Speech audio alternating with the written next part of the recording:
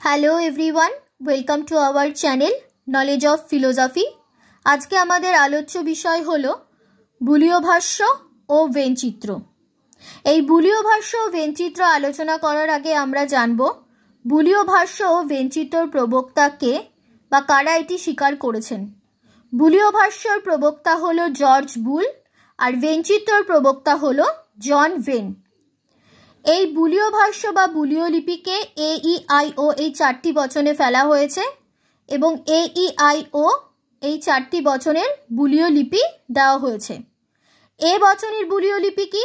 SP bar equal to 0, E বচনের SP equal to 0, I বচনের ক্ষেত্রে SP not equal to 0, O বচনের ক্ষেত্রে SP bar not equal to 0। A বচনের ক্ষেত্রে SP bar equal to 0, E বচনের ক্ষেত্রে SP ইজিক্যাল টু 0, আই বচনের ক্ষেত্রে SP not equal to 0, O বচনের ক্ষেত্রে SP bar not equal to 0। বুলীয় লিপি না দিলে কিন্তু আমরা ভেনচিত্র অঙ্কন করতে পারবো না, তাই আগে আমাদের বুলীয় লিপি আকার দিতে হবে, তারপর আমরা ভেনচিত্র অঙ্কন করব। তাহলে এবার আমরা দেখব এ বচনের ক্ষেত্রে বুলীয় লিপিটা কি? SP bar equal to 0। এখানে ইজিক্যাল টুটা কেন এসছে, এটা আমাদের মনে প্রশ্ন আসতেই পারে। আর এখানে পি এর মাথায় এই দাগ বা বারটা কেন? এখানে ইজিক্যাল টু আসা মানে হলো এটা শূন্য গর্ভশ্রেণী, আর নট ইজিক্যাল টু মানে অশূন্য গর্ভশ্রেণী। আমরা জানি বচনের দুটো শ্রেণী, একটা শূন্য গর্ভশ্রেণী, একটা অশূন্য গর্ভশ্রেণী। শূন্য গর্ভশ্রেণী কাকে বলবো? যে শ্রেণীতে কোনো ব্যক্তি বা জাতি নেই বা কোনো ব্যক্তি বা জাতির কোনো অস্তিত্বই নেই, সেটা হলো শূন্য গর্ভশ্রেণী। আর অশূন্য গর্ভশ্রেণী যে শ্রেণীতে কোনো ব্যক্তি বা জাতি আছে, তার অস্তিত্বটা আছে, সে একটি ব্যক্তিই হোক তাও তার অস্তিত্বটা থাকবে, সেটা হলো অশূন্য গর্ভ শ্রেণী। শূন্য গর্ভ শ্রেণীর ক্ষেত্রে তার জন্য ইজিক্যাল টু হয়েছে, অশূন্য গর্ভ শ্রেণীর ক্ষেত্রে নট ইজিক্যাল টু হয়েছে। SP বার, পি বার মানে হলো এটা পরিপূরক শ্রেণী। আমরা জানি পরিপূরক শ্রেণীর ক্ষেত্রে পি বা এসি যাই হোক, যেই শ্রেণী হোক, তার মাথায় বার মানে একটা দাগ হবেই, মানে সেটাকে বার চিহ্ন বলে। SP bar equal to 0।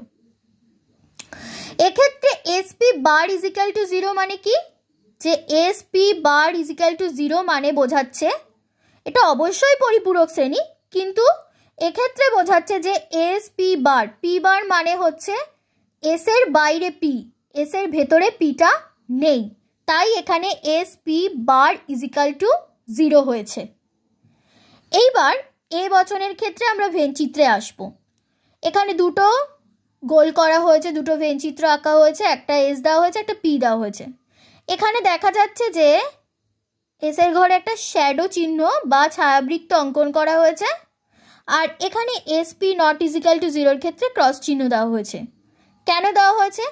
কারণ শূন্য গর্ভ শ্রেণীর ক্ষেত্রে ছায়াবৃত্ত অঙ্কন করা হবে, কারণ এখানে কোনো অস্তিত্ব নেই, আর অশূন্য গর্ভ শ্রেণীর ক্ষেত্রে ক্রস চিহ্ন দেওয়া হবে, কারণ এখানে কোনো জাতি বা ব্যক্তির অস্তিত্বটা আছে। তাহলে SP বার ইজিক্যাল টু 0, এখানে দেখা যাচ্ছে এস এর ঘরে ছায়াবৃত্ত আছে, পি এর ঘরে নেই। কেন নেই? কারণ পি এর ওপর বার আছে, অর্থাৎ পিটা এস এর বাইরে, তাই অনলি এখানে এস এর ঘরেই ছায়াবৃত্তটা হবে।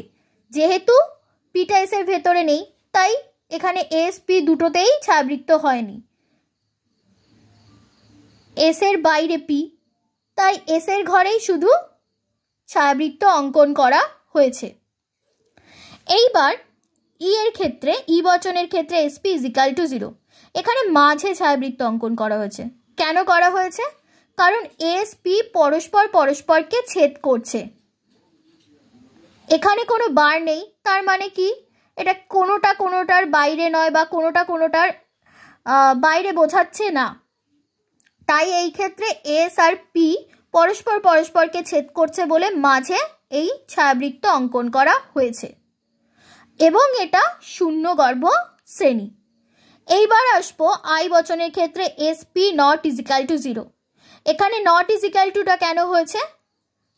কারণ এটা অশূন্য গর্ভ শ্রেণী। এখানে ক্রস চিহ্ন দেওয়া হয়েছে, কারণ আগেই বলেছি এটা একটা অশূন্য গর্ভ শ্রেণী, তাই এখানে ক্রস চিহ্ন দেওয়া হয়েছে। S P not is equal to 0 মাঝে কেন দেওয়া হয়েছে? কারণ এস আর পি পরস্পরকে ছেদ করছে, একে অপরের পরিপূরক। তারপর ও বচনের ক্ষেত্রে S P bar not is equal to 0, এখানে বার আছে, এখানে কিন্তু এস এর বাইরে পি, মানে হচ্ছে এস এর বাইরে পিটা আছে, পিটা কিন্তু এস এর ভেতরে নেই, তাই অনলি এস এর ঘরেই এই ক্রস চিহ্নটা হবে। ক্রস চিহ্ন হওয়ার কারণ এখানে নট ইজ ইকুয়াল টু আছে, এটা অশূন্য গর্ভ শ্রেণী। আমাদের এই ভিডিওটি ভালো লাগলে এবং নতুন আপডেট পেতে হলে আমাদের চ্যানেলটিকে লাইক, শেয়ার অ্যান্ড সাবস্ক্রাইব করে ফেলো। Thank you.